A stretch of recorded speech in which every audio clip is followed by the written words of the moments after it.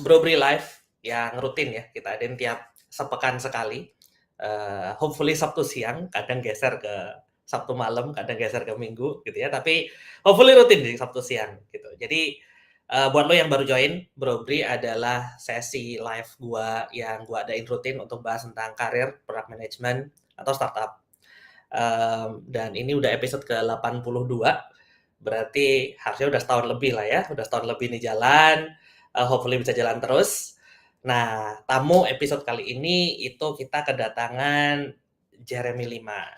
Jeremy Liman ini, gua entar deh story ketemunya belakangan gitu ya. Tapi intinya, episode ini kita akan bahas tentang journey, menuju sebuah product leadership gitu. Jadi dari awal seperti apa, kemudian kayak gimana learnings-nya, dan apa yang bisa kita pelajari, tips-tipsnya kayak gitu ya.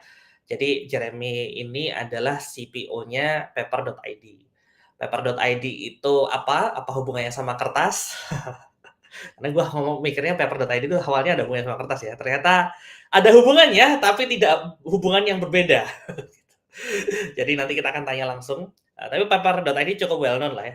Kantor gue juga kayaknya Pak ini salah satu kliennya adalah Paper.id juga. Kayaknya lagi masih masih engagement awal, tapi inilah cukup dikenal. Nah, kita akan bahas itu dan tanpa disangka ternyata waktu dulu awal kenalan sama Jeremy, Jeremy ini ternyata adiknya salah satu legendnya startup di Indo lah. Ya. Dulu sempat partneran sama Natali juga yang pernah kita invite juga, Natalinya Tiket. Dan Jeremy ini adiknya gitu. Karena emang ya gitu ya. Jadi orang-orang keren itu berdekatan satu sama lain biasanya. Oke, udah gak pakai panjang lebar lagi, kita sambut Mas Jeremy. Bro Jeremy, apa kabar bro? Yo, Bro Bri, thank you nih udah mengundang di sesi Bro Bri Live ya. Iya. Happy to be here. Thank By you, the way, thank ngomongnya you. mungkin banyak kan pakai bahasa kali ya. Tapi ya mohon Santai. maaf kalau Lo mungkin mix juga sedikit oke, pakai lo ya gua oke. campur-campur agak jaksel sedikit. Santai, santai. Di sini bahasanya campur-campur kok. Gua pernah ngajakin Arnold Egg-nya Toko Bagus, tahu lah ya. Arnold Egg, Oh, Toko ya. Bagus, OVO itu kan, itu juga akhirnya mostly campur bahasa Inggris bahasa Indonesia juga. Oke. Ya, akan diusahakan lebih mungkin bahasa Indo, tapi kalau emang ada keluar sedikit kayak bahasa Inggris ya mau maklum gitu ya. Santai. By the way teman-teman, seperti biasa ya kalau misalnya lo join yang live, lo join live. Kalau misalnya lo mau ada yang ditanyain, silahkan ditanyakan, tulis aja di chat. Hopefully nulisnya di YouTube ya, karena di LinkedIn biasanya nggak nyambung. Tapi gue akan tetap coba pantau LinkedIn. Oke. Terus kalau misalnya lo mau say hi aja, silahkan juga supaya gue tahu yang nonton biasanya siapa. Siapa nih telepon nih? Ya ginilah kalau live ada gangguan kiri kanan. Oke. Alright, thank you bro. Ya mungkin Oke. FYI mungkin gue ya agak aware bahwa ini ternyata bakal di stream live gitu. Gue kira more like a podcast recording aja, jadi mungkin kalau ada yang salah-salah gitu bisa diedit. Tapi kayaknya ya ini harus lebih hati-hati dibanding ngomongin ini. Tenang aja, karena audiensnya nggak banyak-banyak amat kok gitu. Jadi kita ya ngobrol santai-santai lah buat repository learning. Mungkin ya anak-anak produk either mungkin sedang rajin bekerja gitu di weekend atau enggak udah terlalu stres jadi butuh relaxation gitu ya. Stress release. Lo tahu kan orang-orang produk kayak gimana kan? Orang-orang produk tuh banyak yang kerja, kagak banyak yang nongol, Pak. Sangat betul. Emang nggak salah. And ya mungkin gue nggak kaget, mungkin ada beberapa tim di Paper ID ini sedang kerja gitu ya. Oke. Bro, thank you banget sudah ngeluangin waktunya Sabtu-Sabtu nih ngambil waktu istirahat lo. Hopefully waktu istirahat ya. Bukan waktu kerja ya. Kalau weekend itu giliran shift 2 gitu ya. Shift 2 kerja buat keluarga biasanya. Oh iya, benar. Gak apa-apa. Siap. Mungkin justru sesi-sesi begini beneran lagi istirahat nih gitu ya. Oke. Jadi ada alasan buat break ya. Nah, begitulah. Siap. Aduh. Bro, Oke, thank you. cerita dikit dong tentang background gitu. Jadi, kita mungkin start dengan lu dulu deh, journey lu gimana sih? Mungkin awalnya paling enak start kuliah di mana sih dan, seperti apa sih sampai ke paper gitu ya? Apakah dari awal ataukah Ya, lu sempat main ke sana sini dulu? Monggo, silakan. waduh main-main ya haruslah gitu ya, masa iya, kerja terus gitu ya.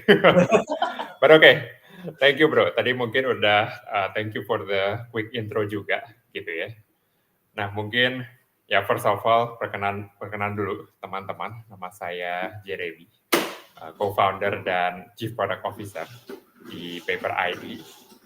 Apakah Paper ID ini mungkin ada hubungannya dengan kertas gitu ya, seperti tadi Bro di sini mention.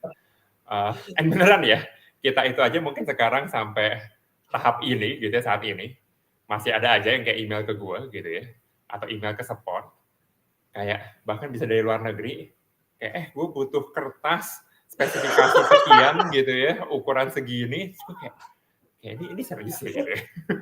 Ini serius ya. Mungkin Aduh. itu bisa jadi salah satu backup pivot. Nah, itu emang mungkin bisa agak sedikit menarik dalam hal itu ya.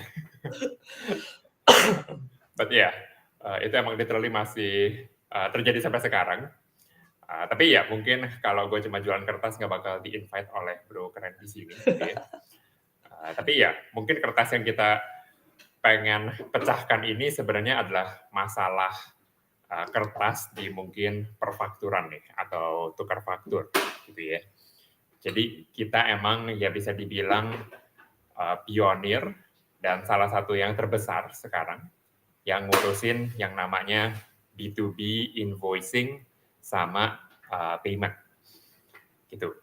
Nah ini kan jadi biasanya emang dibutuhkan nih oleh bisnis-bisnis kalau mereka lagi jualan, mungkin sama bisnis lain, harus terbitin faktur, tukar faktur gitu ya. Aduh prosesnya dulu ribet banget, harus pakai kertas, mungkin di atas jumlah berapa juga harus pakai materai gitu ya, di stamp dulu.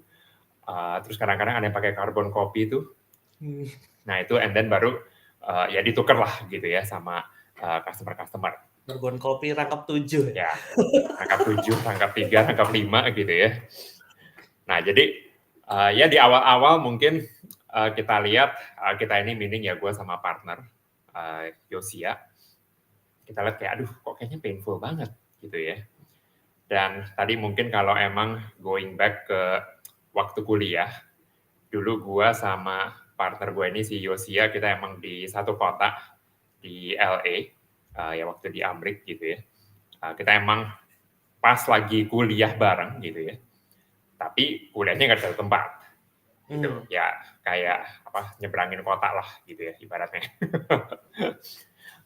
Tapi oke, kita sebenarnya nggak terlalu deket banget gitu ya. Nggak terlalu deket banget.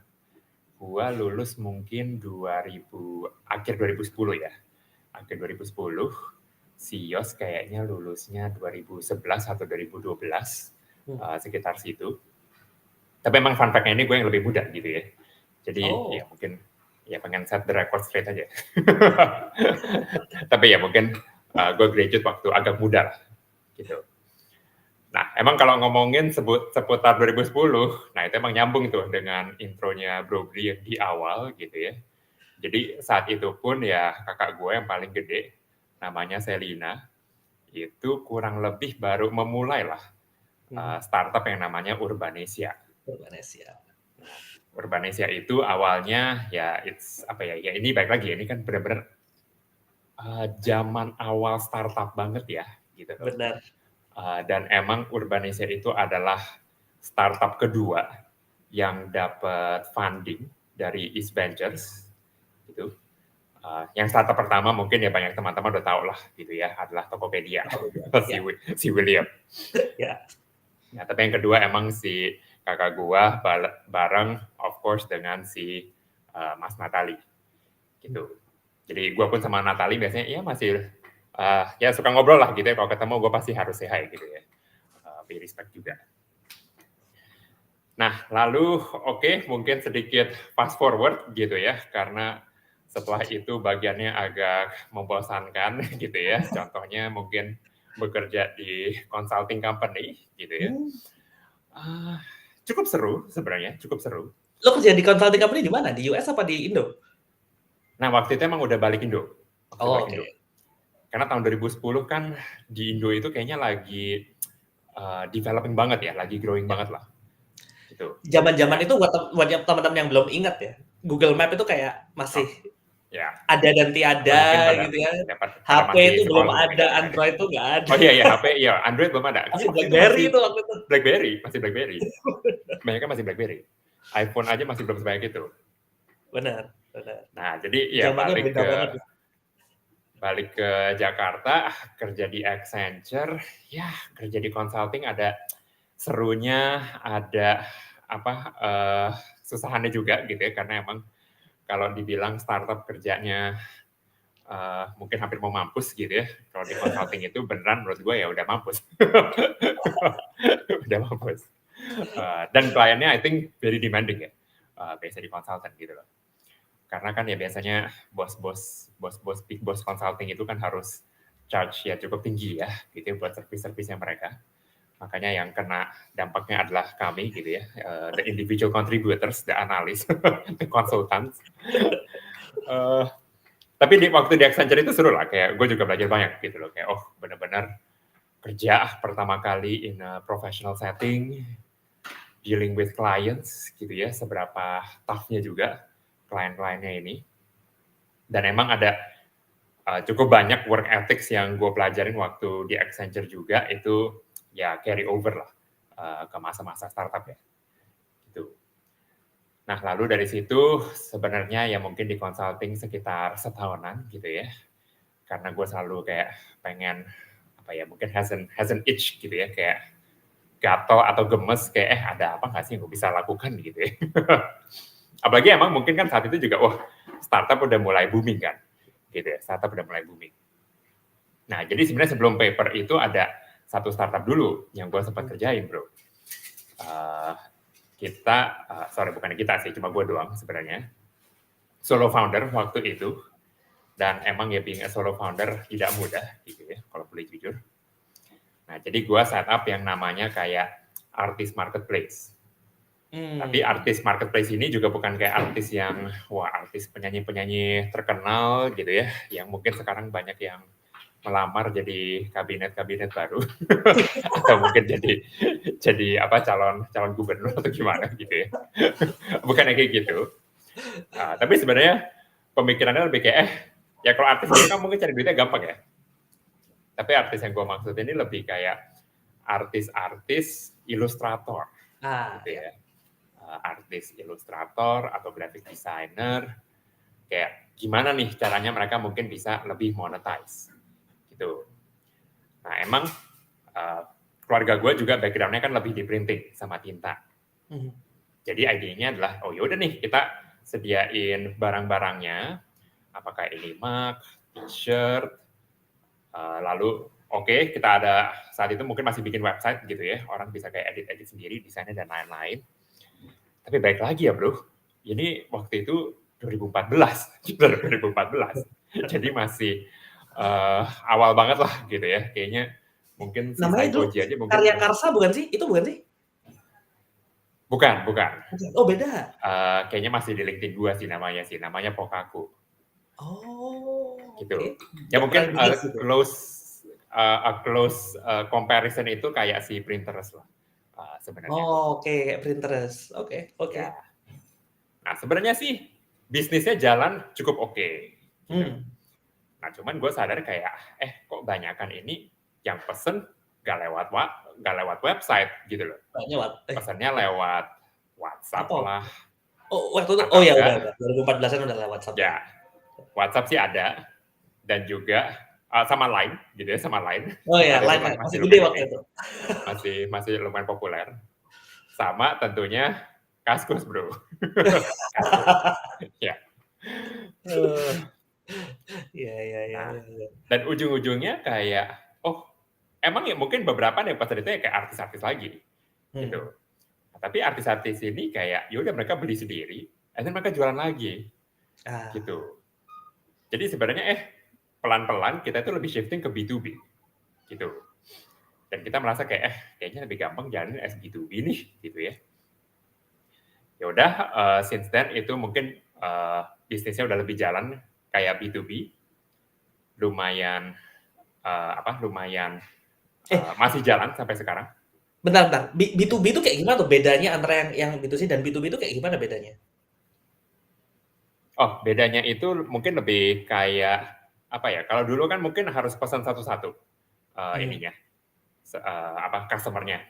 Nah, kalau B2B ini berarti ada kayak ada satu artis, dia pesan ada 10 piece, 20 piece, and then kita bikinin, and then kita ship secara bulk. Oke. Kayak intinya kayak your traditional ordering gitu kan sebenarnya kayak apa sih Ya, namanya? sebenarnya tradisional aja gitu ya, sebenarnya tradisional aja. Baik lagi ya, mungkin banyak orang itu berpikir kayak, aduh bisnis itu harus ada kayak angle digitalnya atau gimana, Yang penting ada duitnya, Bro. online-nya gitu ya. Mungkin merasa kayak, aduh keren nih gitu ya, bikin startup, terus kayak, dapat VC funding dan lain-lain, tapi ya mungkin realita dua tahun terakhir ini ya membuktikan sebaliknya lah ya. Gitu. Nah, tapi emang makanya karena kita shifting ke B2B, sebenarnya bisnis itu pun juga masih jalan, bahkan sampai sekarang. Nah, dan yang lebih menariknya lagi bro, gitu ya. Nah, saat itu kan gue udah bikin websitenya gitu ya. Ya pokoknya udah palu gada banget deh kerjaannya, gitu ya. Ngurusin productionnya juga iya, gitu ya. Nah, kan karena baik lagi background gue kan lebih, ya tadi ya, ada mungkin aspek teknologinya juga, information systems. Kayak gue sempat implement SAP waktu di Accenture. Nah, gue waktu itu mikir gitu ya, gue nggak mau nih cuma pakai kayak software accounting biasa gitu ya buat ngejalanin bisnisnya. Jadi gue cari-cari nih apaan ya gitu ya. Nah terus gue cari, ada nih open source ERP mirip kayak SAP gitu ya. Nah cuma of course sudah lebih modern, lebih user friendly, dan tentu karena open source ya ini gratis. Apa Odoo gitu. bukan? Nah saat itu namanya masih Open ERP Pak. Oh. Open ERP. Sekarang Di Open Odoo ERP, tuh Open ERP dulu.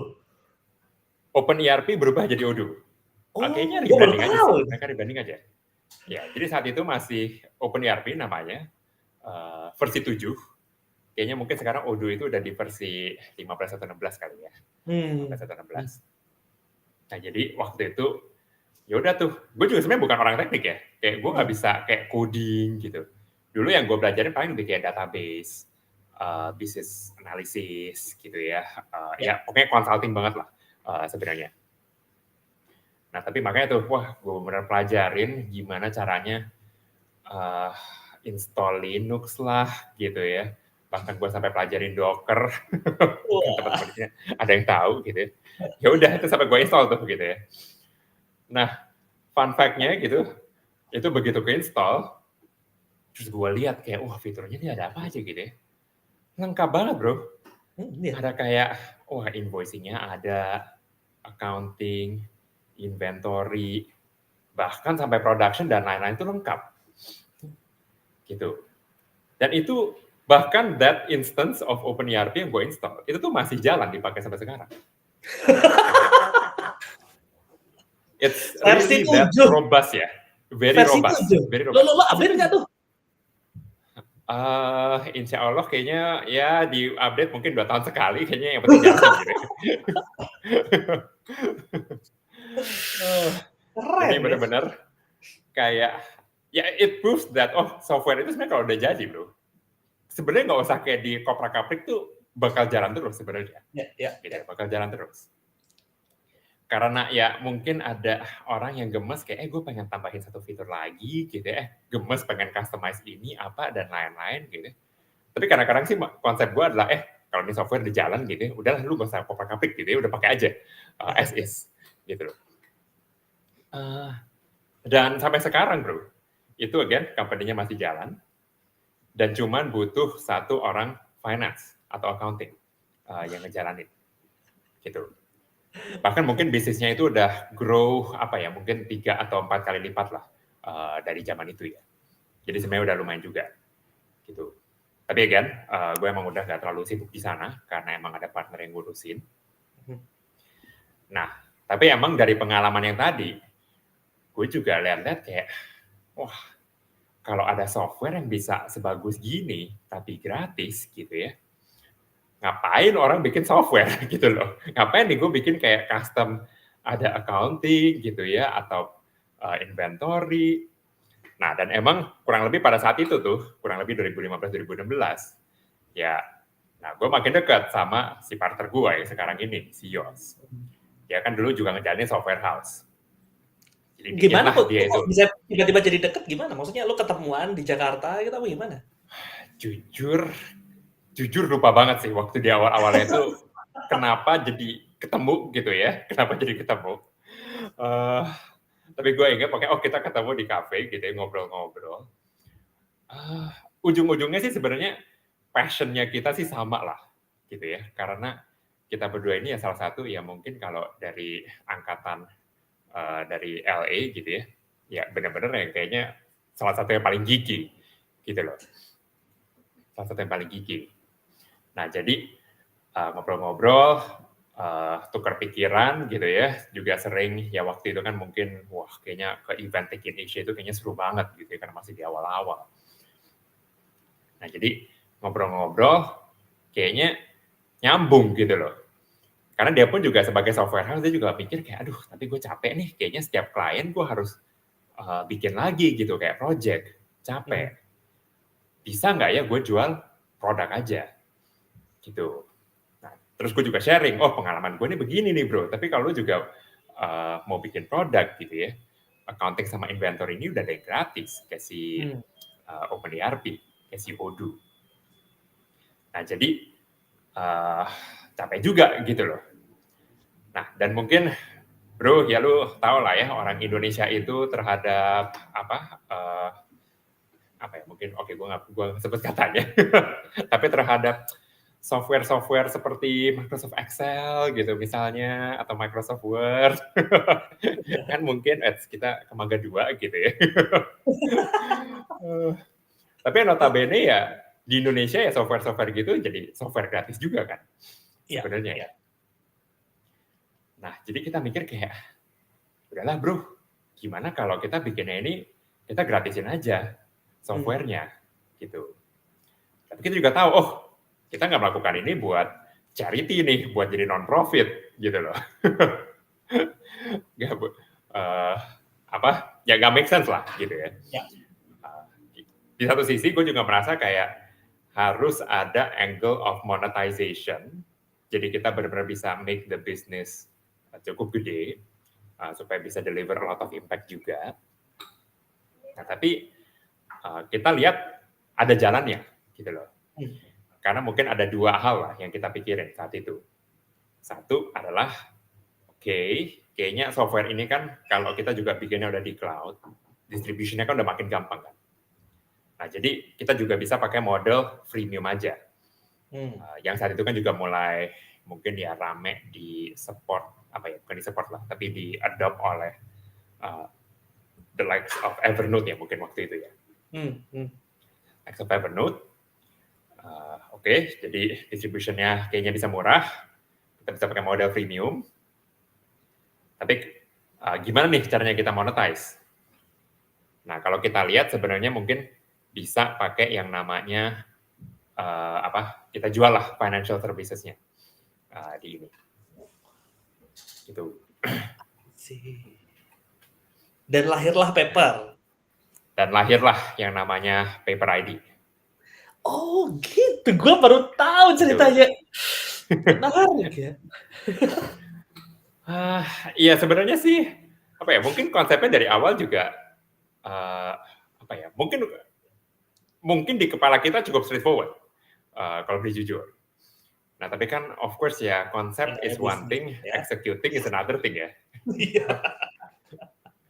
Nah execution-nya itulah yang mungkin proves to be cukup challenging gitu ya over the years. Tapi ya puji Tuhan gitu ya, mungkin kita sudah melewati Paper ID, sudah melewati udah 7 tahun by now gitu ya, sudah 7 tahun.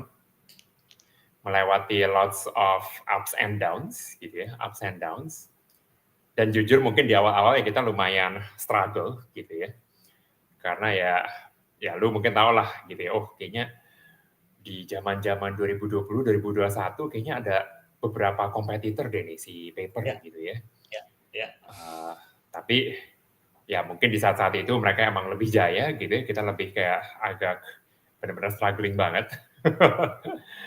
Kita merasa kayak, oh even though kita ada fundraise, tapi ya fundraise itu could be our last lah di saat itu ya. Tapi ya udah, oke gitu ya, kita ya tahan gitu ya, benar-benar menguatkan mental, menguatkan mental. Dan puji Tuhan mungkin ya di 2021 dan 2022 yang mungkin begitu VC funding-nya dry up gitu ya. Dan di saat itu juga kita ketemu the right product juga lah gitu ya. Karena emang dari awal sampai saat itu ya kita emang selalu fokus kayak udah nih kita bikin produk, benar-benar produknya itu harus bisa dipakai sama user kita, sama UMKM gitu. Jadi ya kita selalu ada user lah, like very legitimate users ya, legitimate users yang pakai kita. Bahkan di pertengahan tahun ini aja, gue ada ketemu satu support ticket gitu ya di tengah tahun. Itu usernya udah dari tahun 2018 bro, masih pakai kita. Gue sampai shock kayak, oh wow, ada ya, masih ada user yang dari 2018 ya gitu ya, atau 2019 lah, jadi minim-minim udah hampir 5 tahun gitu. Nah tapi ya mungkin karena dari situ kita bisa ngobrol sekarang bro gitu ya, karena kalau enggak mungkin ya gue sudah mencari kerja di tempat lain. Atau gue kerja sama lu aja deh. Gue juga cuman budak korporat bro. Bentar, gue pengen penasaran deh. Itu saat lo bilang tadi ada 2021-an gitu ya, lo baru ketemu produk yang grow, itu berarti tahun keberapa tuh dari company, dari Paper jalan berarti? Wah, tahun ke-4 ya berarti ya? Tahun ke-4. Tahun ke-4. Itu dari tahun pertama sampai ke-4, ke-0 sampai ke-4 ya? Artinya kayak lo pasti eksperimen dan coba banyak hal.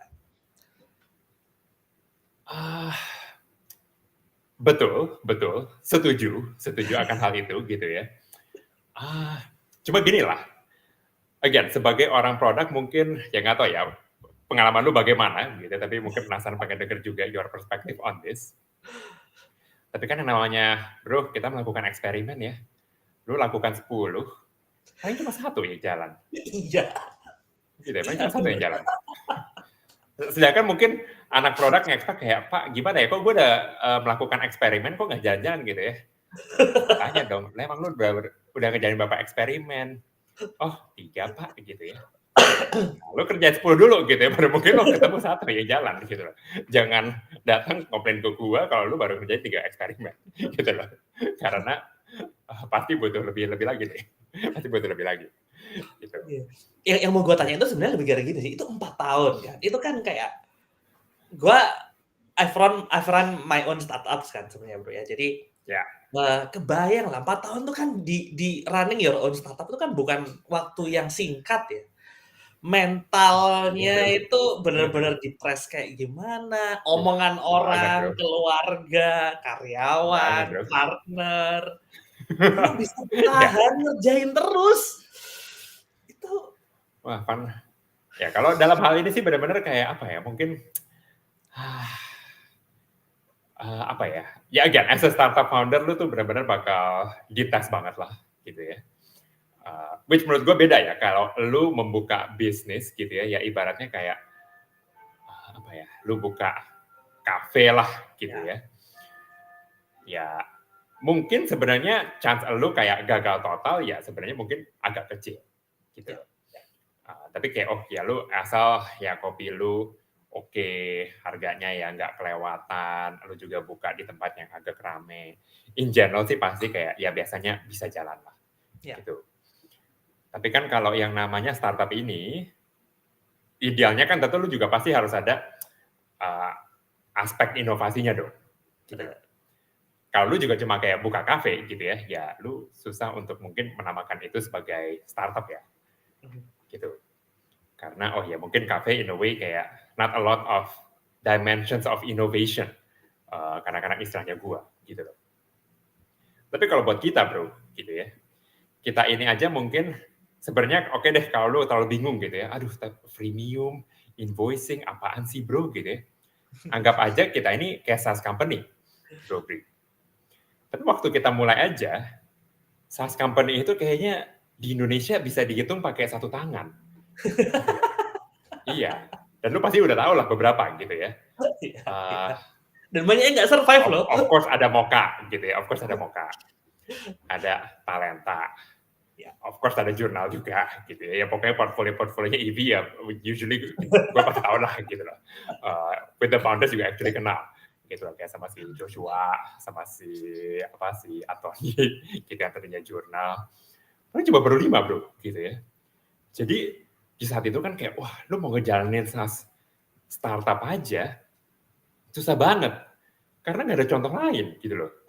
Jadi kayak wah, and of course marketnya pun juga masih undereducated kan.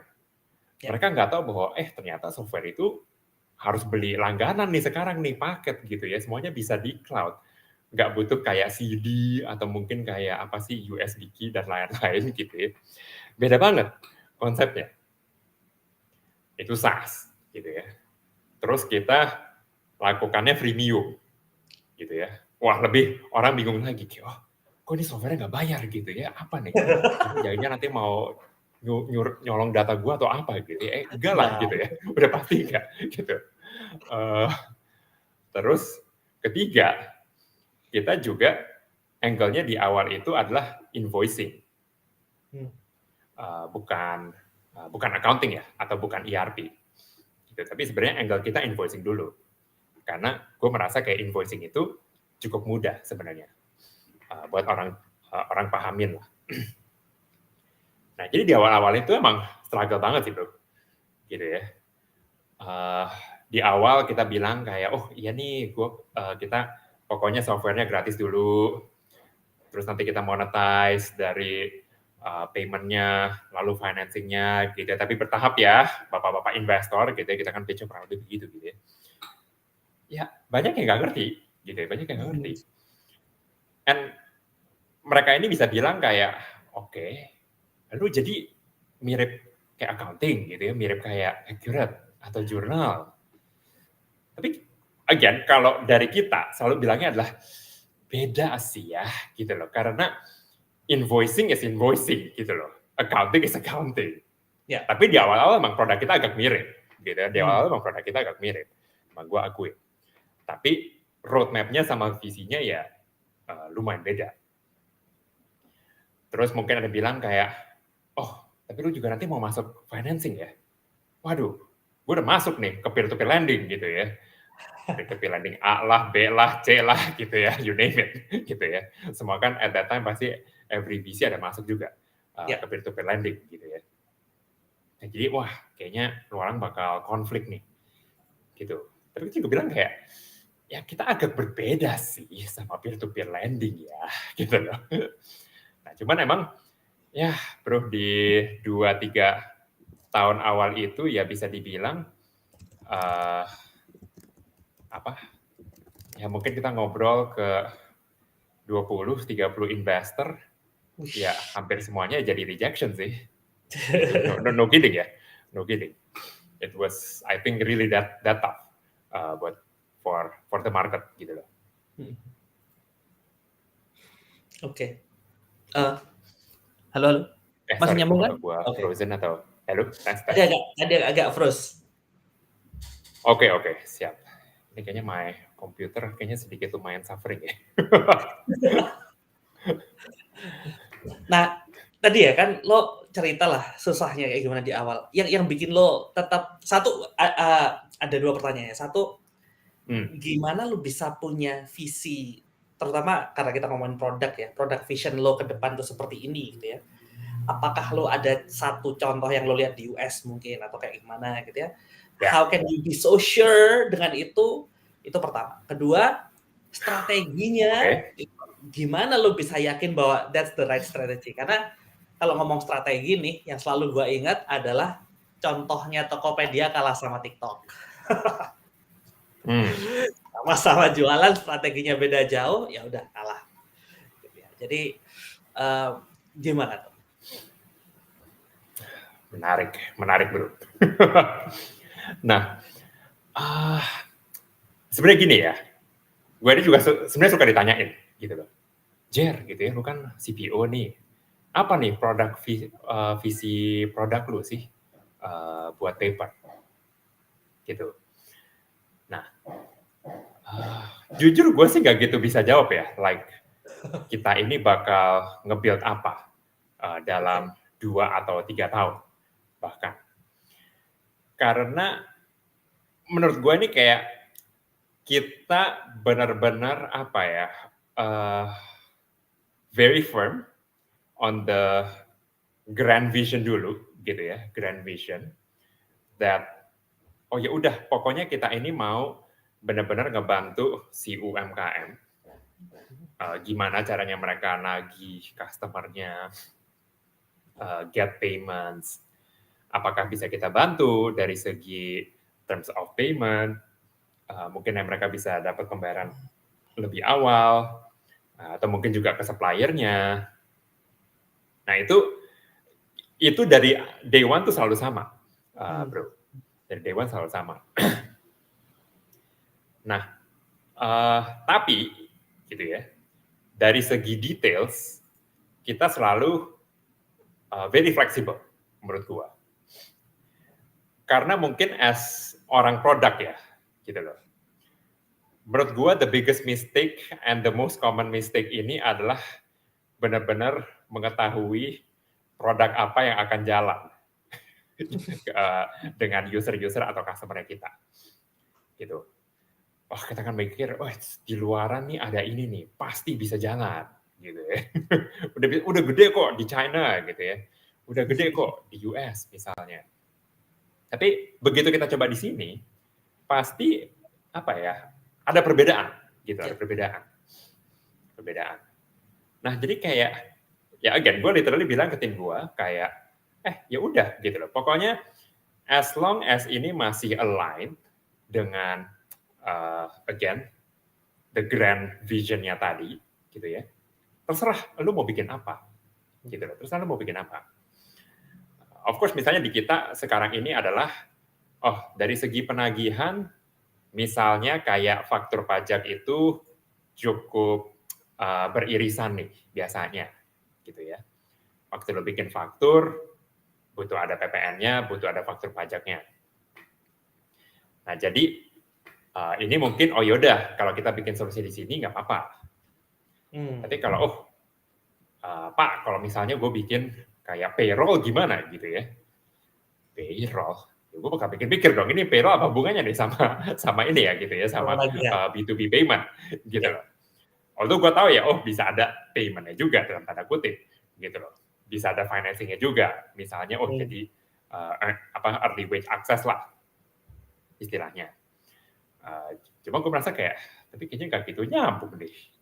Gitu. Nah, jadi over the years sih menurut gue kayak konsepnya sama. Gue sama partner gue yang penting again visinya sama nih gitu ya. Apakah mungkin ya kita kotak-katik dulu dari segi softwarenya gitu ya, dari payment-nya atau misalnya dari financing-nya gitu ya. Tapi yang penting kita stay di situ gitu ya, stay dalam boundary itu.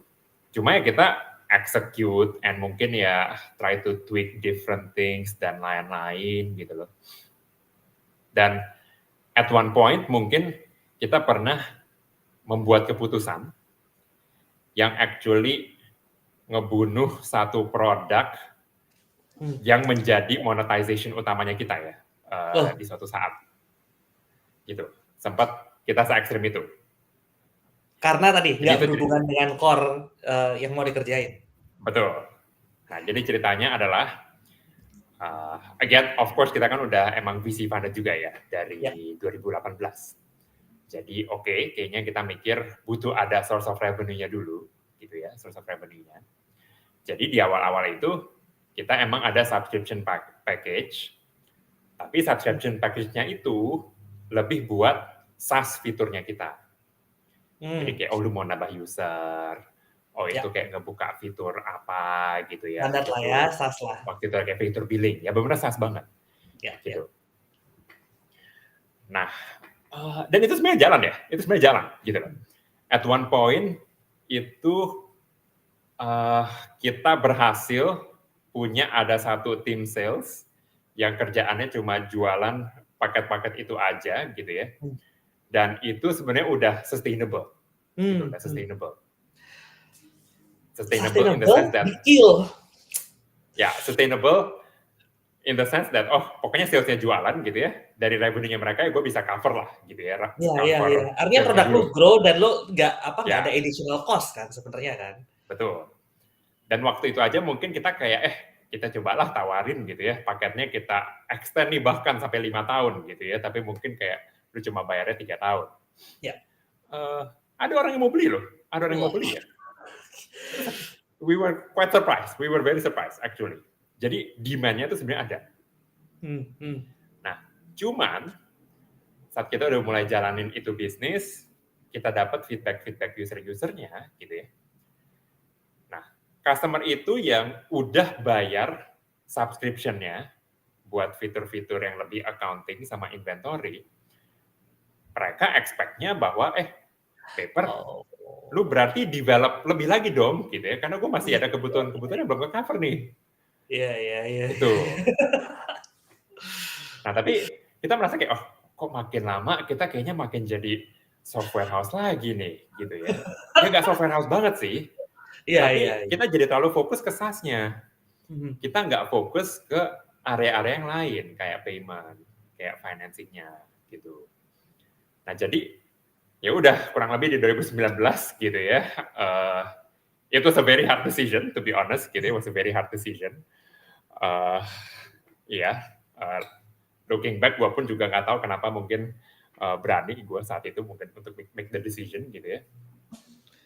Tapi the craziest decision adalah kita memutuskan, ya udah paketnya masih ada, tapi ini kita fokusin buat payment-nya aja. Gitu ya.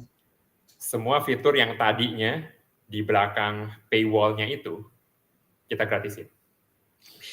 Lu mau bikin sampai 5 user bisa, gitu ya. Lu mau pakai semua accounting, inventory kita, silahkan, gitu loh. Itu kita bikin gratis. Dan mungkin ini adalah contoh beberapa keputusan-keputusan, bro, di produk, di mana ya lu benar-benar harus memikirkan hal-hal yang sangat tidak intuitif lah, gitu ya. Tapi di satu sisi, gue juga cukup yakin, mungkin kalau kita tidak membuat keputusan itu, ya mungkin kita juga nggak akan survive sebenarnya. Oh, malah nggak survive? Kok bisa? Karena menurut gue kita akan terlalu fokus menjadi SaaS company. Mungkin kita somewhat jadi keenakan gitu ya, as that maybe mungkin bisnisnya bisa nge-grow lagi gitu loh. Tapi growth-nya nggak bakal ngejar for like the later stage dan lain-lain. I see. Gitu bro. Okay. Dan justru freeing that resources, kita bisa fokus di hal-hal yang kayak payment sama financing. Tapi hal-hal kayak gitu tuh susah banget kan. Artinya lo ada duit masuk. This is a growing segment gitu kan ya. Dilihat dari matriks kanan kiri pun susah. Lo harus punya conviction bahwa nggak ke sana. Buktinya mana? Belum ada. Gitu kan sebenarnya kan. Betul banget. Itu apa yang bikin lo bisa berani kayak gitu? Wah, apa yang bisa membuat berani kayak begitu ya? Nah, ini emang it's interesting ya.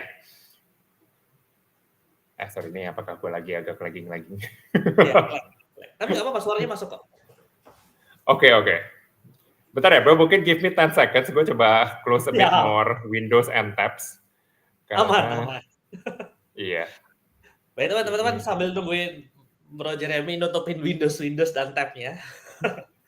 Monggo kalau misalnya ada yang mau ditanyakan silakan. Gua tadi cek di LinkedIn masih kosong sih. Jadi kalau mau tanyain silakan. Ini gua baru dengar juga ya.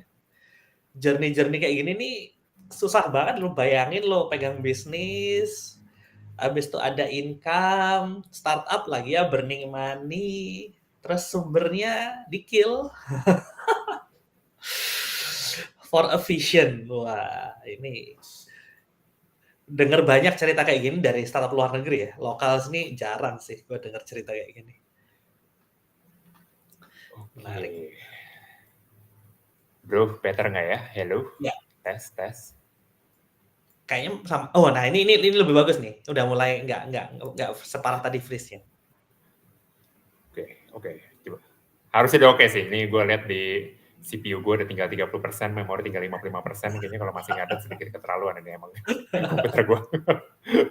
Emang udah butuh di-kill juga nih kayaknya komputer ya kalau. Ya, bener, kelihatan kok udah oke kok. Udah Oke, masih better ya. Oke, siap. Thank you. Aduh, mohon maaf tadi gue mungkin nutup hampir 100 tabs kali.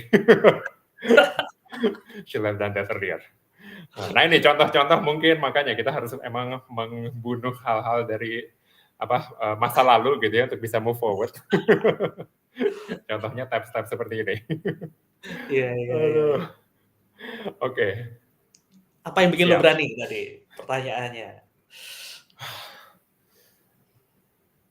Mungkin apa ya?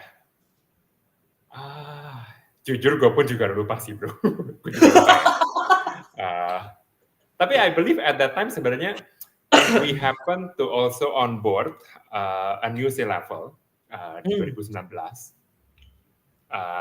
As of now, he is our Chief Business Officer, namanya Anthony. Jadi kita juga onboard dia, gitu. And mungkin again, fun fact-nya kalau gua ini even as a CTO sekarang ya, tapi di kehidupan gua yang sebelumnya itu, actually I was the CEO of the company. Oke. And tapi menurut gua kalau itu masih oke, gitu ya. But what's more extreme and menurut gue more remarkable itu adalah partner gue, si Yosia tadi, yang dia awalnya actually adalah CTO, and sekarang dia jadi CEO, gitu loh. Dia jadi CEO. I think that sort of transition itu menurut gue sih, wah dari 10 belum tentu lu ketemu satu yang successful sih, gitu ya. And I would say my partner is definitely one of those examples. Gitu. Iya. Tapi kita berdua ini emang lumayan geeky, bisa dibilang lumayan geeky, gitu. Nah, si Anthony ini lumayan bring a new and fresh perspective, gitu ya, new and fresh perspective. And emang menurut gue sih kadang-kadang kita ini kalau if you're as a startup founder ya, gitu loh. Ya. Apalagi kalau juga udah in a bit of a later stage, at least di mana bisnis lo ini udah bisa mulai jalan sendiri, ada timnya. Kita pun mungkin 1-2 tahun terakhir ya cukup bersyukur lah kita benar-benar bisa hire top notch talent juga ya as our VP and other C-level dan lain-lain. Nah ini di saat itu emang lu udah harus lebih kayak let go of lebih more of some of the day-to-day stuffs and juga harus udah mulai ngeliatin hal-hal yang lebih strategik menurut gua gitu. Dan saat itu ya kita ngobrol-ngobrol, looking at the more strategic things, ya udah kita decide to let go of that part of the business. Bro. Itu semua langsung agree gitu, nggak ada yang nolak atau nggak setuju gitu? For sure sih yang sangat menolak adalah tim salesnya sih saat itu. Karena tapi gue juga bisa ngerti lah gitu ya. Iya, paham. Iya, ibaratnya kayak mungkin kalau produk sama tech emang susah sih. Tapi ibaratnya kayak lu jadi sales gitu ya. Lu udah bisa jualan, menghasilkan income yang lumayan gitu ya. Benar. Dan menurut gue at that time sebenarnya income mereka lumayan juga ya. income mereka benar-benar lumayan. Tapi, tiba-tiba kayak produknya diganti bro, gitu ya.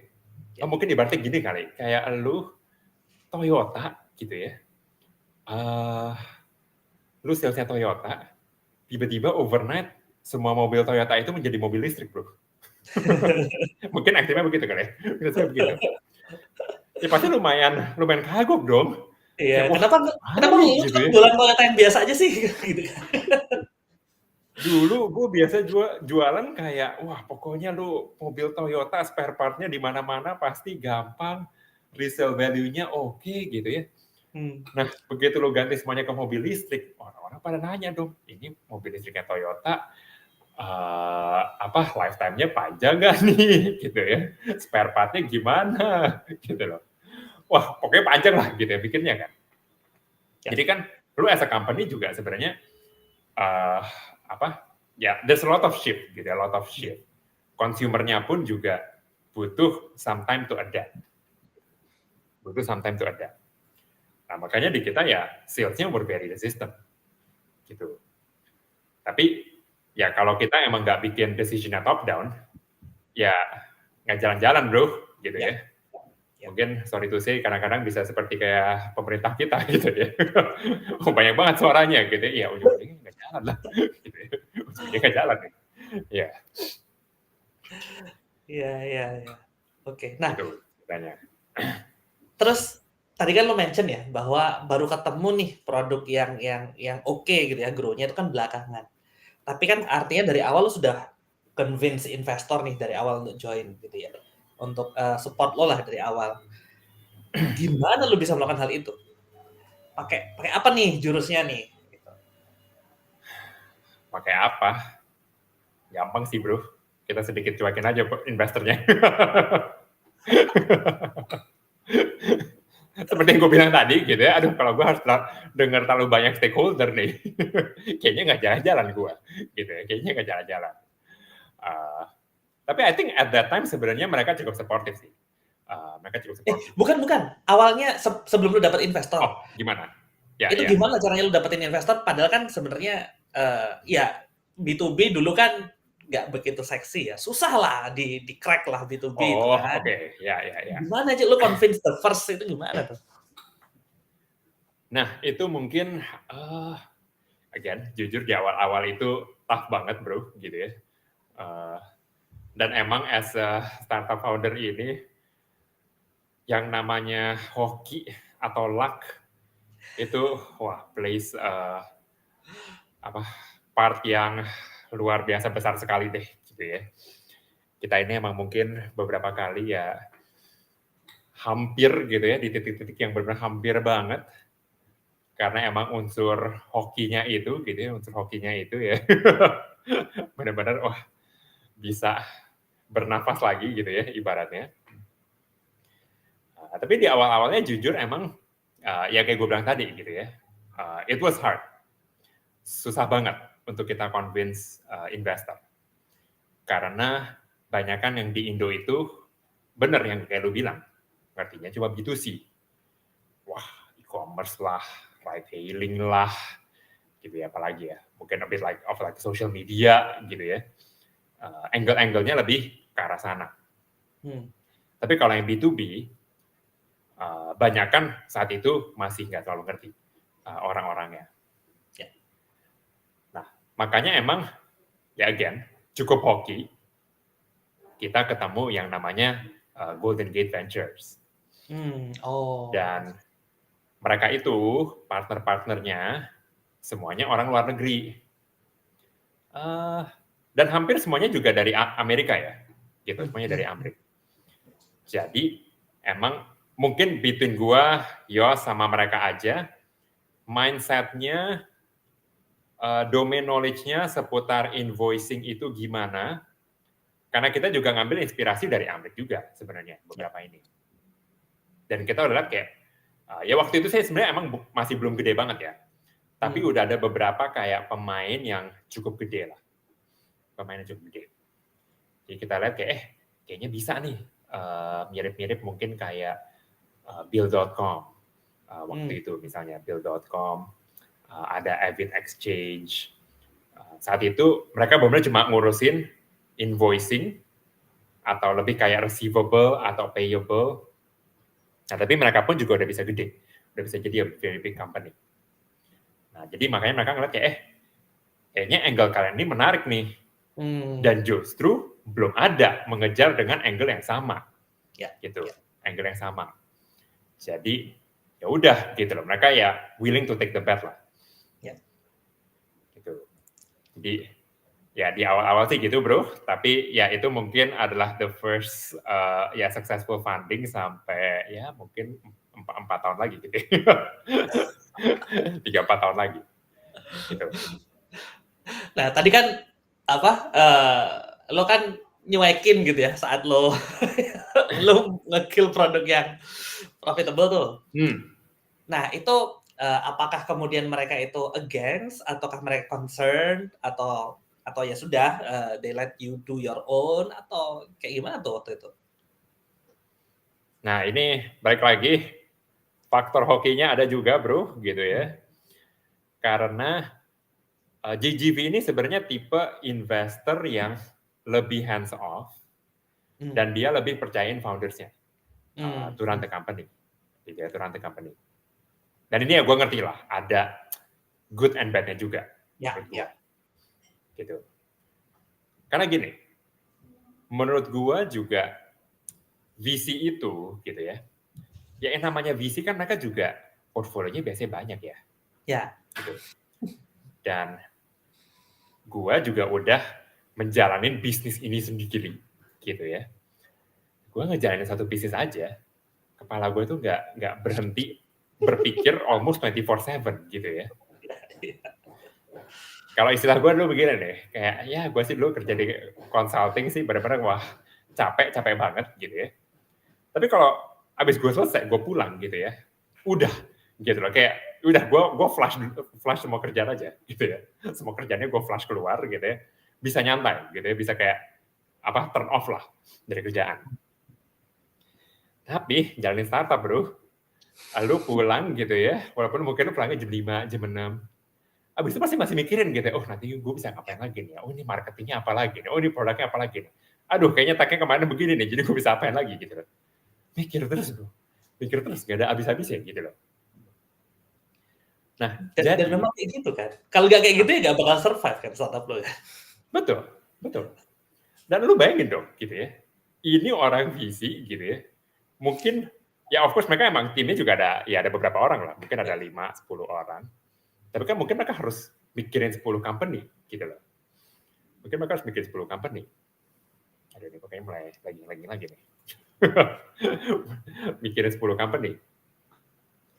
Nah, jadi menurut lu apakah mereka bisa memberikan the right decisions?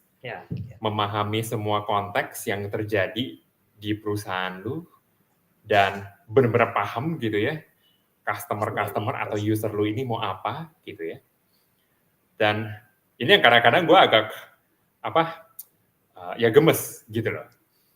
Karena contoh mungkin gue juga ngobrol kayak beberapa anak produk dari company lain lah ya misalnya gitu loh.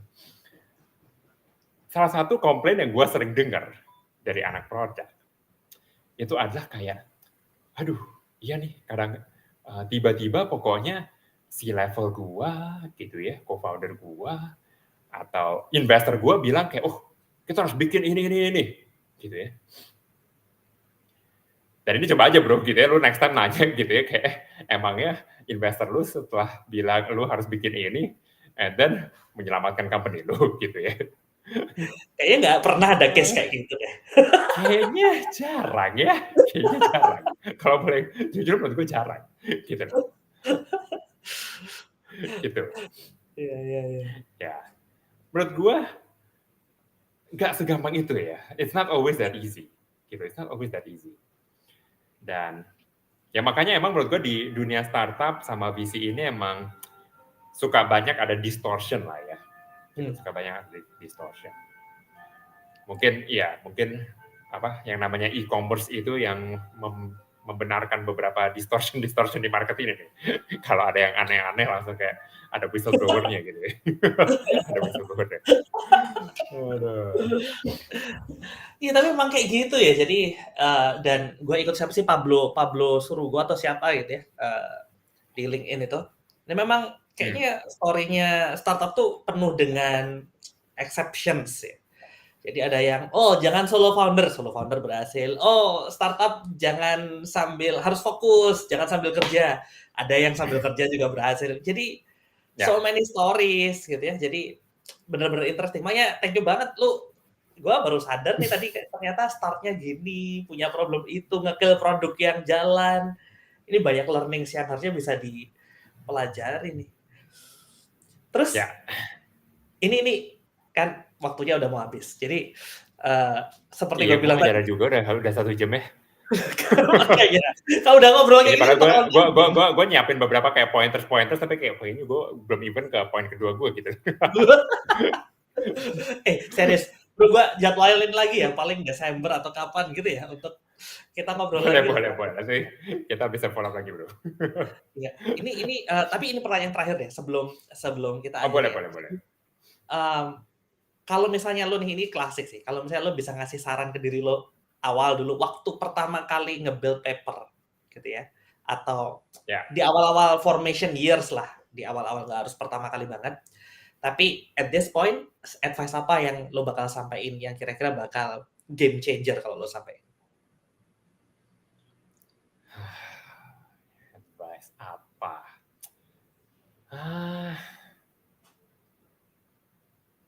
Menurut gue yang paling penting sih adalah harusnya have more confidence sih. Have more confidence and trust again that things will actually be a bit alright gitu ya, bakal lebih alright. And along the way menurut gue enjoy the process gitu ya. Along the way menurut gue enjoy the process.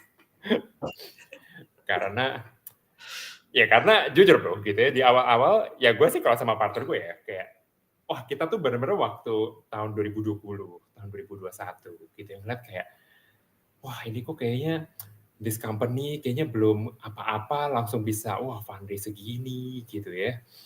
I mean you can't deny it bro gitu ya. That is a huge validation menurut gue gitu loh. Dan di saat itu ya of course kita tidak tahu anything better gitu loh. We didn't know anything better kan gitu loh. Berapa bulan langsung fundingnya kayak segini gitu ya, belum setahunnya lagi langsung ada follow on fundingnya gimana seberapa lagi gitu ya. Kita mah udah kayak geleng-geleng, kita mikir kayak aduh anjir kita ini kayak bego atau apa gitu ya. Sedangkan ya kita tuh sebenarnya mikir kayak lebih like a more conventional businessman aja gitu loh. Just like sticking with the the very basic principle, just build a good product gitu ya. Make sure your users and customers are satisfied gitu ya. Tapi bro, waktu 2020-2021 sih, itu mental kita benar-benar lumayan hit banget lah. Bro, lumayan ke-hit banget gitu loh. Lumayan ke-hit banget. Again ya itu mungkin ya terpuruk-puruknya gitu ya, terpuruk-puruknya kita gitu loh. And again, hampir banget gitu ya, hampir banget. Dan ya puji Tuhan ya kita bisa melewati fase itu lah. Gitu. Kita melewati fase itu, mungkin di titik sekarang ini sebenarnya, again, puji Tuhan mungkin kita bisa agak mirip kayak di posisi mungkin saat itu orang ngeliat kayak, kok bisa gitu ya Paper ID ini baru fundraise di tahun 2024 gitu ya. Dimana gue pun sendiri juga sadar loh, di Indonesia itu mungkin lu seminggu mendengar satu berita fundraise aja itu jarang banget di 2024 ini gitu loh. Iya, jarang banget. Dan yang begini gue emang selalu perhatiin biasanya, gue selalu perhatiin gitu loh. Tapi ya looking back sebenarnya ujung-ujungnya ya kita itu nggak salah sebenarnya, gitu. Kita itu nggak salah. Ya puji Tuhan ya kita ya cuma stick to our principles, gitu ya, our principles. Bahkan ya again kita ini misalnya suka make fun lah of our investors gitu ya. So fun fact-nya bro, kita ini dulu kantornya di Sunter gitu ya. Gue tahu banget hampir nggak ada satu another VC funded startup lagi yang ada di di Sunter gitu di Sunter. Semuanya kayak wah harus di SCBD lah, di Sleepy lah gitu ya. Di Kuningan misalnya. Kita sendiri doang di Sunter. Dan setiap kali ada investor yang datang bro, nggak pernah ada yang balik lagi gitu. Tapi emang kita pintar. Oh, lu datang ke kantor kita kalau lu udah masukin duit ya.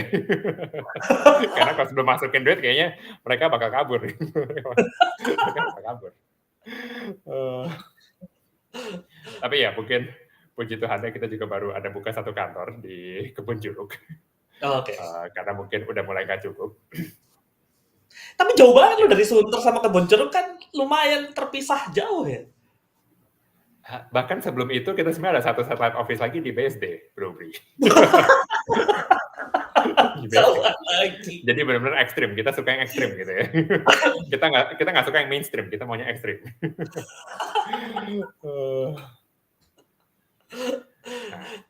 Nah, tapi emang ternyata gue pun misalnya akhir-akhir ini ada baca buku gitu ya tentang Amazon. Kayak Amazon itu walaupun company-nya segede itu, bro, mereka itu lumayan menganut prinsip yang namanya frugality. Frugality, ya. Gitu, frugality. Jadi lu harus kayak yang ngirit lah. Karena mereka pun tahu, lu mau melakukan inovasi, ini butuh waktu yang benar-benar lama. Dan benar di buku itu ada cerita lah, kayak Kindle, Amazon Prime, sama apa lagi ya, AWS gitu ya. Itu produk-produk yang 5, 6, 8 tahun in making, bro. Gitu. Bukan cuma kayak 1 tahun kelar gitu ya, 1 tahun kelar. Ya. Mungkin kemarin gue ada ngobrol sama satu orang gue gitu ya. Gue cerita, lu tahu nggak, dulu itu waktu gue di Amerika, Netflix itu bukan kayak Netflix sekarang. Netflix itu kirim DVD di surat. DVD, ya. Dia sampai pelongo. Kirim DVD di surat, Pak. What? Iya, kirim DVD di surat. Paket, DVD gitu ya. Tapi dulu pun gue udah jadi customer Netflix gitu loh. Terus kakak gue jadi customer Netflix, ya gue ikut mengenjoy aja gitu loh. Tapi even di zaman itu, wah Netflix itu udah kayak wah banget gitu buat kita. Karena kayak lu nggak harus kayak ke toko gitu ya, pilih-pilih DVD, lu tinggal pilih online, DVD dikirim ke lu bisa simpan seberapa lama pun, nggak bakal kena late fee. Cuma yang penting lu cuma bisa ada 2 DVD di satu saat gitu loh. Kalau mau tuker berarti lu harus balikin 1 and then pesan lagi. Iya, mereka tuh sampai shock kayak Netflix itu innovated dari model yang again presidennya of course nggak ada tuh kayak kirim DVD gitu ya sampai streaming sekarang. Dia itu a lot of time gitu loh. Dan juga ya Amazon kan was trying to catch up gitu. Nah, jadi ya tadi sih, mungkin ya, again, I think our principles ya, being frugal, really sticking to the vision, sama benar-benar sih menurut gue ya, as a product gitu ya, lu harus ngerti banget lah about user lu, to the point bahkan lu harus sampai care gitu ya, lu harus sampai peduli banget gitu. Karena at one point in time aja bro, gitu ya, kita pernah ada satu gathering, ada user-user, ada investor kita, dan ini nggak disetting ya bro, ini nggak disetting ya. Terus kita mintalah satu testimoni gitu ya dari salah satu user kita. Nggak settingan? Wah, nggak settingan bro. Wah, gue aja sampai tersentuh hati gue. Dia itu sampai mau nangis loh, testimoninya loh. Aduh, nggak bohong. Dia tuh bilang kayak, ya terima kasih kepada Paper ID gitu ya. Iya, Paper ID. Saya tuh udah pengguna Paper ID dari 2019 atau 2020 deh, kurang lebih. Dan ini acaranya baru tengah tahun ini ya. Terus dia bilang, wah suaranya udah kayak mau pecah gitu ya. Terus dia bilang, Paper ID ini udah kayak keluarga buat saya. Anjir, gue udah kayak langsung ketusuk gitu. Gitu ya. Aduh. Ya, kayak bener lah gitu ya. Karena menurut gue kayak again, even though kadang-kadang lu ini ngejalanin startup itu ya susahnya kayak mau mati banget. Tapi lu itu mendengar cerita, testimoni kayak gitu bro, dari user gitu ya. Wah itu kayak menyalakan api lagi lah di dalam diri lu gitu ya. Jadi itu sih, I think beberapa perjalanan terininya gitu ya. Tapi ya seru lah gitu ya. Definitely seru. And iya, gue berharap teman-teman yang mendengarkan di sini bisa keep fighting lah ya, keep fighting. Thank you banget Bro Jeremy. Ini definitely let's do this again karena gue masih pingin ngorek-ngorek lebih banyak lagi. Siap. Aduh. Thank you banget sekali Thank you lagi. bro for the time. Thank you. Teman-teman yang dengerin ini, kalau misalnya lo ada pertanyaan atau komen aja gitu ya. Ini kayaknya tadi juga gak banyak yang komen, yang nonton lumayan sebenarnya padahal. Yang live ya. Wih gak apa, thank you banget. Dan Bro Jeremy, thank you banget. Dan sorry banget udah gangguin waktu lo weekend. Sama-sama. Ya nanti paling again kalau teman-teman ada yang mau ngobrol, ketemu lo di mana nih? Lo bisa di-follow di mana? Paling konsistensi kayaknya lewat LinkedIn ya kalau buat gue jujur. Karena ya mungkin gue ada kayak di thread, di X, tapi itu pun ya gue aktif semi-aktif gitu ya, semi-aktif. Masih belum begitu ada cukup waktu buat megang sosmed gitu. Tapi ya feel free to reach out di LinkedIn aja sih. Siap.